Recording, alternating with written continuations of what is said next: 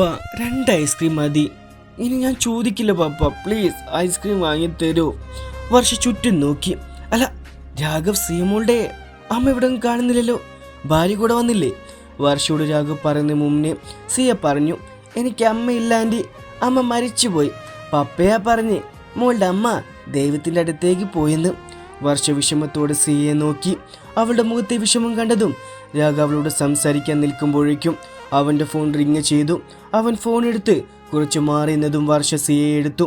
ഇതേ സമയം വീട്ടിൽ അഗ്നിധുനിയുടെ മുഖത്തേക്ക് സൂക്ഷിച്ചു നോക്കി.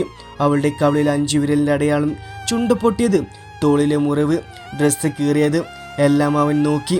ധോനി അവനെ നിസ്സഹായതയോടെ നോക്കി. അപ്പോഴും അവളുടെ കണ്ണുകൾ കണ്ണുനീരൊഴുകിക്കൊണ്ടിരുന്നു. ധോനി കരയുന്നത് കണ്ടതും അഗ്നിയുടെ ഹൃദയം വേദനിച്ചു. ധോനി താഴെ മുട്ടുകുത്തിയിരുന്ന് കരയാൻ തുടങ്ങി. അഗ്നി കൈമുഷ്ടി ചുരുട്ടി കത്തുന്ന കണ്ണുകളോട് അരുണവിനെ നോക്കി. അഗ്നി അത് അവൻ എന്തെങ്കിലും പറയും മുന്നേ അഗ്നി അരുണവിൻ്റെ കവിളിൽ ആഞ്ഞടിച്ചു കഴിഞ്ഞിരുന്നു. അരുണും ഞെട്ടലോട് അഗ്നിയെ നോക്കി. നീ പറഞ്ഞത് ഞാനങ്ങ് കണ്ണടിച്ച് വിശ്വസിച്ച് നീ കരുതിയെങ്കിൽ നിനക്ക് തെറ്റി. ധോനി അങ്ങനെ ഒരു പെണ്ണായിരുന്നെങ്കിൽ എൻ്റെ ഏട്ടനെ സ്നേഹിച്ച അവളതെല്ലാം മറന്ന് എന്നെ സ്വന്തമാക്കിയേനെ. ധോനി മുഖമുയർത്തി അഗ്നിയെ നോക്കി. അവൻ പറയുന്ന കേട്ടതും ധോനിയുടെ ചുണ്ടിൽ പുഞ്ചിരി തുടിഞ്ഞു. അഗ്നി, നിനക്ക് ഇന്നലെ കയറി വന്ന ഇവളാണോ വിശ്വാസം? ഞാൻ നിന്റെ അനിയനാണ്. ഒന്ന് നിർത്തുന്നുണ്ടോ അർണവ്? അനിയനാണെങ്കിൽ ഏട്ടൻ്റെ ഭാര്യ ആരില്ലാത്ത സമയം നോക്കി ഇപ്പോഴത്തെ നോക്കണോ വേണ്ടേ? എനിക്ക് ധോനിയെ നല്ല വിശ്വാസമാണ്. അവൾ ഒരിക്കലും ഇങ്ങനെ ഒരു ചീപ്പ് പരിപാടി ചെയ്യില്ല. ഇനി അവൾക്ക് അങ്ങനെ ഒരു ആഗ്രഹം ഉണ്ടെങ്കിൽ അവളുടെ ഭർത്താവായ ഞാനുണ്ട്. ഞാൻ അവളെ സ്നേഹിച്ചോളാം. അഗ്നി പറഞ്ഞു കേട്ട് ധോനി അവളുടെ കണ്ണുകൾ ഇറുക്കി അടച്ചു. അഗ്നി ധോനിയുടെ കയ്യിൽ പിടിച്ചു അവളെ എഴുന്നേൽപ്പിച്ചു. നിർത്തിയ ശേഷം തൻ്റെ കോട്ടൂരി അവൾക്കിട്ട് കൊടുത്തു. ധോനി അഗ്നിയെ നോക്കി. അരുണു അവിടെ നിന്ന് രക്ഷപ്പെടാൻ നിന്നതും അഗ്നി അവൻ്റെ കയ്യിൽ പിടിച്ചു. അവനെ അവിടെ നിർത്തി അവനെ പൊതിരെയിട്ട് തല്ലാൻ തുടങ്ങി. ധോനിയെ തൊടാൻ നിനക്ക് എങ്ങനെ ധൈര്യം വന്നു? ഇങ്ങനെയാണെങ്കിൽ നീ അമ്മമാരുടെയും കണ്ണോടെ നോക്കണം. ഇവളെൻ്റെ ഭാര്യയാണ് ധോനികാഗ്നിദേവ്. ഇവളുടെ ചെറുദ്രോമത്തിൽ പോലും ഇനി തൊടാൻ ശ്രമിച്ച മോനെ അരുണവ്, നിനക്കെൻ്റെ സ്വഭാവം നന്നായി അറിയാലോ. വച്ചേക്കില്ല പിന്നെ ഞാൻ. ധോനി കൈകെട്ടി അവനെ നോക്കി നിന്നു. ഇനിയും ഞാൻ ഇവളെ തൊടും. നീ എന്ത് ചെയ്യും? അരുണവ് പറഞ്ഞു കേട്ടതും അഗ്നിയുടെ മുഖം ചുവന്ന് തുടുത്തു. അവൻ അരുണവിനെ നന്നായി പെരുമാറി. അഗ്നി അരുണവിനെ അടിച്ച് കൊല്ലാറാക്കി. അവൻ അനങ്ങാൻ പോലും കഴിഞ്ഞില്ല. അഗ്നി അരുണവിൻ്റെ കോളറിൽ പിടിച്ചു അവനെ എഴുന്നേൽപ്പിച്ചു.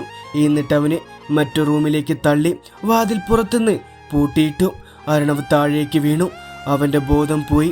ധോനി അഗ്നി അവൾക്ക് ഇട്ടുകൊടുത്ത കോട്ടൂരി മാറ്റി അവളുടെ ദേഹത്ത് നോക്കി. കണ്ണാടി തൻ്റെ രൂപം കണ്ട് അവൾക്ക് സഹിച്ചില്ല. അവളുടെ മുഖത്തും ശരീരത്തിലുമുള്ള മുറിവുകൾ അവൾ തൊട്ടു. മുറിയിലേക്ക് തിരിച്ചു വന്ന അഗ്നി ധോനിയെ നോക്കി. അവളുടെ അവസ്ഥ കണ്ടതും അവന് വിഷമമായി. മറുവശത്ത് രാഘവ് ഫോൺ വെച്ച് തിരിഞ്ഞതും കാണുന്നത് വർഷയുടെ മടിയിലിരുന്ന് ഐസ്ക്രീം കഴിക്കുന്ന സിയമോളെയാണ്. അവൾ അങ്ങനെ ആരോടും പെട്ടെന്ന് അടുക്കാറില്ല. പക്ഷെ വർഷയോട് കുഞ്ഞ് വളരെ സന്തോഷത്തോടെയാണ് സംസാരിക്കുന്നത്. രാഘവ് അത് കണ്ട് ഞെട്ടി. വർഷയുടെ അടുത്തേക്ക് അവൻ നടന്നു. രാഘവിൻ്റെ മുഖത്തൊരു പുഞ്ചിരി വിടർന്നു. നിങ്ങൾ രണ്ടുപേരും അപ്പോഴേക്കും ഫ്രണ്ട്സായോ? പപ്പ, എനിക്ക് ആൻറ്റിയെ ഒത്തിരി ഇഷ്ടമായി. എനിക്ക് ആൻറ്റി ഐസ്ക്രീം വാങ്ങി തന്നല്ലോ. ഇനി മുതൽ എൻ്റെ ബെസ്റ്റ് ഫ്രണ്ടാണ് വർഷ ആൻറ്റി. അല്ല ആൻറ്റി? അതെ. വർഷയുടെ മടിയിലിരുന്ന് ഐസ്ക്രീം കഴിക്കുന്ന സിയെ രാഘവ് ചെറുചിരിയോട് നോക്കി. അല്ല സി മോളെ, 2 ഐസ്ക്രീമല്ലേ മോള് പപ്പയോട് പറഞ്ഞേ? എന്നിട്ട് മോൾ ഒരെണ്ണാണല്ലോ വാങ്ങി കഴിക്കുന്നേ. മോൾ ഐസ്ക്രീം കണ്ട നിറയെ കഴിക്കും. മോൾക്ക് നല്ല ഇഷ്ടമാണ് ഈ ഐസ്ക്രീം. വർഷയോട് മോൾ വാശി പിടിക്കുന്നില്ല, അതെന്താ? അതൊക്കെ ഉണ്ട്, അതൊരു രഹസ്യമാണ്. അല്ല സി മോളെ? അതെ. സിയെ പുഞ്ചിരിച്ചുകൊണ്ട് തലയാട്ടി. അകലെ നിന്നുകൊണ്ട് ഗരിമ അവർ 3 പേരെയും നോക്കി. വർഷ ഇങ്ങനെ സന്തോഷത്തോടെ കണ്ടതും ഗരിമയുടെ ചുണ്ടിൽ പുഞ്ചിരി വിടർന്നു. ഈശ്വര, എൻ്റെ വർഷയുടെ അസുഖം പെട്ടെന്ന് എന്നെ ഭേദാക്കണേ. ഗരിമ മുകളിലേക്ക് നോക്കി പ്രാർത്ഥിച്ചു. വർഷ ഗരിമയെ കണ്ടു. രാഘവ്, എൻ്റെ കൂട്ടുകാരി വന്നു, ഞാൻ എന്നാ പോട്ടെ. സിയമോളെ, എന്നാ ആൻറ്റി പോട്ടെ. രാഘവ് സിയെ വർഷയുടെ മടിയിൽ നിന്ന് എടുത്തു. വർഷ സിയെ പൂന്ന് നോക്കി നിന്നു. പാവം മോള്, ഈ പ്രായത്തിലല്ലേ കൂടെ അമ്മ വേണ്ടത്? എന്തിനാണ് രാഘവിൽ നിന്ന് അവൻ്റെ അമ്മയെ, സിയമോളുടെ അമ്മയെ ദൈവം പെട്ടെന്ന് വിളിച്ചത്? വർഷ സങ്കടത്തോട് നിന്നു. വീട്ടിൽ അഗ്നിധുനിയുടെ അടുത്തേക്ക് വന്നു. അവളുടെ തോളിൽ കൈവച്ചു. അവൻ അവളെ തൊട്ടു. ധോനി പേടിച്ചു പോയി. അവളുടെ ശരീരം ഒന്ന് വിറച്ചു. അത് അഗ്നിക്ക് മനസ്സിലായി. ധോനി തിരിഞ്ഞ് അഗ്നിയെ നോക്കി. അഗ്നി ധോനിയെ സമാധാനിപ്പിച്ചു. അവൻ എന്നോട് ഇങ്ങനെ ചെയ്യാൻ എങ്ങനെ തോന്നി? ഇതുവരെയായിട്ടും എനിക്കിങ്ങനെ ഒരു അനുഭവം ഉണ്ടായിട്ടില്ല. പക്ഷെ ഇന്ന് എന്നോട് അരുണവ് മോശമായി സംസാരിച്ച് പെരുമാറി. ധ്വനി അരുണവ് പറഞ്ഞ കാര്യങ്ങളെല്ലാം അഗ്നിയോട് പറഞ്ഞു. അരുണവ് പറഞ്ഞത് കേട്ടും അഗ്നി ഞെട്ടി. അരുണവ് ഇതെല്ലാം പറയുമ്പോൾ ധ്വനിയുടെ അവസ്ഥ എന്തായിരിക്കുമെന്ന് അഗ്നി ചിന്തിച്ചു. വിവേക് എന്നെ ഉപേക്ഷിച്ച് പോയത് ഞാൻ കാരണമാണോ അഗ്നി? ഇതുവരെയായിട്ടും മനസ്സുകൊണ്ടും ശരീരം കൊണ്ടും നമ്മൾ ഒന്നായിട്ടില്ല. ഞാൻ അഗ്നിയെ മനസ്സിലാക്കുന്നു. നിന്റെ അവസ്ഥയും എൻ്റെ അവസ്ഥയും ഒന്നാണ്. അതുകൊണ്ട് കുറച്ച് വെയിറ്റ് ചെയ്തേ പറ്റൂ. അഗ്നി അവളുടെ കവളിൽ അവൻ്റെ കൈ ചേർത്ത് പിടിച്ചു. ധ്വനി അവളുടെ കവളിൽ നിന്ന് അവൻ്റെ കൈകൾ തട്ടി മാറ്റി. വിവേകിനെ ഉപേക്ഷിച്ചാൽ അതിനർത്ഥം ആർക്ക് തന്നെ എന്ത് ചെയ്യാൻ കഴിയുമെന്നാണോ? അത്രയും പറയുന്നതും ധ്വനി പൊട്ടിക്കരയാൻ തുടങ്ങി. അഗ്നി അവളുടെ അവസ്ഥ കണ്ട് സഹിക്കാൻ കഴിഞ്ഞില്ല. അവളോട് എന്ത് പറയണമെന്ന് അഗ്നിക്ക് അറിഞ്ഞില്ല. അവൻ അവളുടെ മുഖം വീണ്ടും കൈകളിൽ പിടിച്ചു. ധ്വനി വീണ്ടും അവൻ്റെ കൈ തട്ടി മാറ്റാൻ നോക്കിയെങ്കിലും അവൻ അവളെ അവൻ്റെ നെഞ്ചോട് ചേർത്ത് പിടിച്ചു. ധ്വനി അവനെ തള്ളി മാറ്റാൻ നോക്കിയെങ്കിലും അവൻ അവളെ മുറുക്കി കെട്ടിപ്പിടിച്ചു നിന്നു. ഒരിക്കലും ആർക്കും വിട്ടുകൊടുക്കില്ല എന്ന പോലെ. താങ്ക്സ് അഗ്നി, നീ വരാൻ കുറച്ച് ലേറ്റ് ആയിരുന്നെങ്കിൽ അവൻ എന്നെ അത് ഓർക്കും എൻ്റെ കൈയും കാലും വിറയ്ക്കാം. ഇത്രയും ദിവസം നല്ലപോലെ എന്നോട് സംസാരിച്ചവൻ പെട്ടെന്ന് എന്നെ ഇഷ്ടമാണെന്നും പിന്നെ ബാക്കി പറയാനാവാതെ അവൾ അഗ്നിയുടെ നെഞ്ചിലേക്ക് പതുങ്ങി. അഗ്നി അവൾ ഇറങ്ങി കെട്ടിപ്പിടിച്ചു.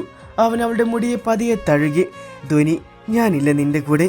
നിനക്കൊന്നും സംഭവിക്കാൻ ഈ അഗ്നിദേവ് ജീവനോടുള്ളിടത്തോളം അനുവദിക്കില്ല. ധ്വനി അവനോടൊന്നും പറഞ്ഞില്ല. അഗ്നിയുടെ നെഞ്ചിൽ തല ചായ്ച്ചു വെക്കുമ്പോൾ ഒരു സുരക്ഷിതത്വം അവൾക്ക് തോന്നി. കുഞ്ഞും വളരെ കാലങ്ങൾക്ക് ശേഷമാണ് അഞ്ജലിയുടെ വീട്ടിലേക്ക് വന്നത്. അവൻ അഞ്ജലിയോട് ഓരോ കാര്യങ്ങൾ സംസാരിച്ചിരുന്നു. കുഞ്ഞ, നീ ഇങ്ങോട്ട് എന്നെ കാണാൻ വന്നില്ലായിരുന്നെങ്കിൽ ഞാൻ ഉറപ്പായി നിന്നോട് പിണങ്ങിയിരുന്നേനെ. പക്ഷെ നീ ഇന്ന് വന്നല്ലോ, ഇപ്പൊ സന്തോഷായി. എൻ്റെ അഞ്ജു, ഞാൻ വന്നല്ലോ. ഇനി എങ്ങനെന്തേ ഈ ഉണ്ടക്കവിള് വീർപ്പിച്ച് പൊട്ടിക്കല്ലടി. ഞാൻ ഇങ്ങോട്ടെന്നല്ലേ വന്നേ. അടുക്കളയിൽ കുഞ്ഞിനെ പക്കോട ഉണ്ടാക്കുകയായിരുന്നു അഞ്ജലിയുടെ അമ്മ. കുഞ്ഞും പറഞ്ഞ് കേട്ട് ചിരിച്ചു. അഞ്ജലി കുഞ്ഞിനെ നോക്കി പുഞ്ചിരിച്ചു. ശരി, ഞാൻ നിനക്ക് വേണ്ടി അമ്മയോട് എനിക്കിഷ്ടപ്പെട്ട പക്കോടയും പുതിന ചട്നിയും ഉണ്ടാക്കാൻ പറഞ്ഞിട്ടുണ്ട്.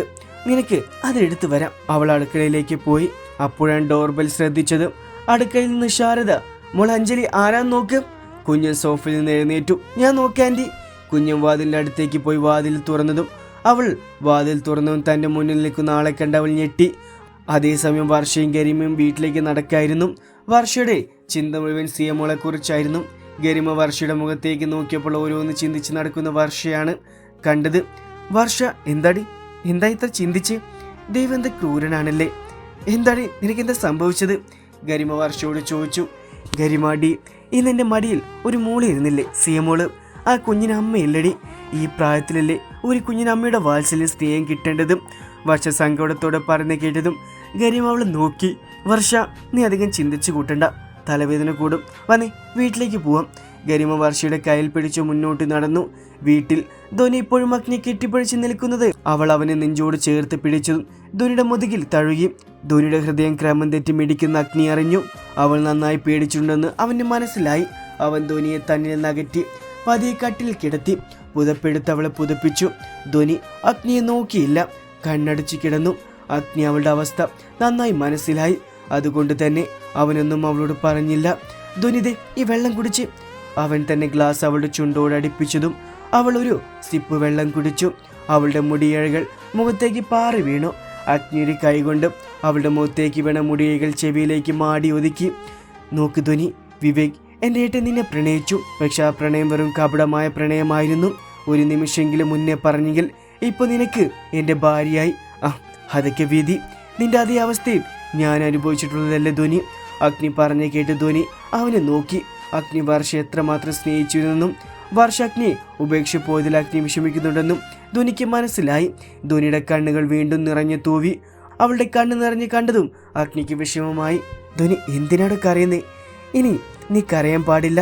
അവനെ ഓർത്ത് ഒരിക്കലും നീ കരയരുത്. ഞാൻ കാണാൻ ഇടവരരുത്. അവൻ നിന്നെ ഉപേക്ഷിച്ച് പോയി. നിന്നെക്കുറിച്ച് അവൻ ഒരിക്കലും ചിന്തിക്കുമായിരുന്നെങ്കിൽ ഒരു ഫോൺ കോളെങ്കിലും വരുമായിരുന്നു. പക്ഷെ ഉണ്ടായില്ല. കഴിഞ്ഞതിനെക്കുറിച്ച് ആലോചിച്ച് വിഷമിക്കാതെ ഇനിയുള്ള കാര്യങ്ങളെക്കുറിച്ച് ചിന്തിക്കൂ. അഗ്നി പറഞ്ഞത് കേട്ടതും ധ്വനിക്ക് അല്പം ആശ്വാസം തോന്നി. ധ്വനി, നിന്റെ വേദന എന്താണെന്ന് എനിക്കറിയാം. ഇനി ഇന്നത്തെ കാര്യം ഓർക്കാതെ സമാധാനത്തോടെ ഉറങ്ങാൻ നോക്ക്. അവൻ അവളെ നോക്കി പറഞ്ഞു. മറുവശത്ത് അന്ന് പാട്ടിൽ കണ്ട അതേ ചെറുപ്പക്കാരനായിരുന്നു മുന്നിൽ. കുഞ്ഞിനെ തൻ്റെ വീട്ടിൽ കണ്ടതും അവന് ഞെട്ടി. നീ? രണ്ടുപേരും ഒരുമിച്ച് പറഞ്ഞു.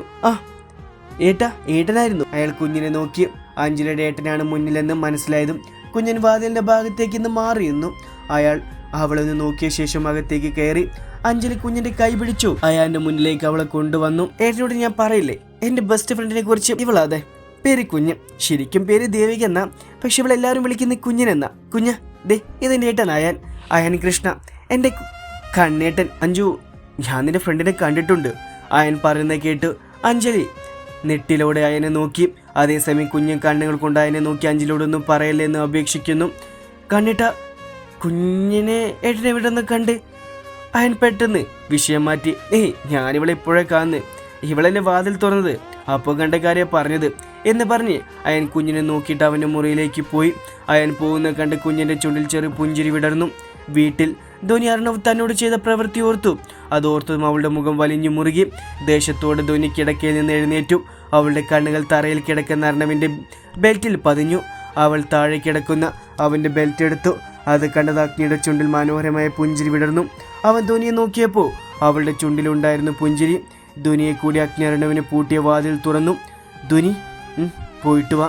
അവനെ നീ തല്ലേണ്ടതൊന്നും ഞാൻ പറയില്ല. അവനെൻ്റെ അമ്മായിയുടെ മോനൊക്കെ തന്നെയാണ്. പക്ഷേ അവൻ എൻ്റെ ഭാര്യയോട് ചെയ്ത് നെറുകേട് നീ തന്നെ അവന് ശിക്ഷ കൊടുക്കണം ധോനി. ധോനി അവനെ നോക്കി തലയാട്ടി നേരകത്തേക്ക് കയറി വാതിലടച്ചു. അവൻ ഇപ്പോൾ നിലത്ത് ബോധരഹിതയായി കിടക്കുകയായിരുന്നു. അവന് ഈ അവസ്ഥയെ കണ്ടിട്ട് പോലും ധോനിക്ക് അവനോട് ദയ തോന്നില്ല. അവൾ മേശയുടെ മുകളിലുണ്ടായിരുന്ന വെള്ളം കയ്യിലെടുത്തു. അവൻ്റെ അടുത്തേക്ക് ചെന്ന് അവൻ്റെ മുഖത്തേക്ക് ആ വെള്ളം മൊത്തത്തിൽ ഒഴിച്ചു. അർണവ് ഞെട്ടിക്കൊണ്ട് കണ്ണ് തുറന്നു. അവൻ്റെ മുന്നിൽ ധോനി മാത്രമേ ഉണ്ടായിരുന്നുള്ളൂ. അഗ്നിയെ അവിടെങ്ങും അവൻ കണ്ടില്ല. ധോനി അർണവിനെ ദേഷ്യത്തോടെ നോക്കി. വൃത്തികെട്ടവനെ, തന്നൊക്കെ എന്താ ചെയ്തെന്ന് അറിയോ? നാണുണ്ടോ സ്വന്തം വീട്ടിൻ്റെ ഭാര്യയോട് ഇങ്ങനെയൊക്കെ ചെയ്യാൻ? ശരിയാ, വിവേകനെ ഉപേക്ഷിച്ചു. ഞാൻ അതിൽ മാനസികമായി തളർന്നു. പക്ഷെ ഇപ്പോൾ ഒരു തരി സ്നേഹം പോലും അവനോട് എനിക്കില്ല. പിന്നെ നീ പറഞ്ഞല്ലോ അഗ്നിയെക്കുറിച്ച് ഞങ്ങൾ സ്നേഹിച്ച് തുടങ്ങുന്നതേ ഉള്ളൂടോ. ഞങ്ങൾ സ്നേഹിച്ച് തുടങ്ങുന്നതേ ഉള്ളൂ. ആദ്യം മനസ്സിലാക്കും, ഈ ഒരു ആൺ ഒരു പെണ്ണിനതെ ഈ ഹൃദയമുണ്ടല്ലോ, നമ്മുടെ മനസ്സ് അതുകൊണ്ട് സ്നേഹിക്കണം. അങ്ങനെ വേണം സ്നേഹിക്കാൻ, അല്ലാതെ ശരീരം കണ്ടിട്ടല്ല. തൻ്റെയും എൻ്റെ ഈ ശരീരം ഉണ്ടല്ലോ അത് വെറും മണ്ണാടോ. അവൻ്റെ ഒരു കാമം.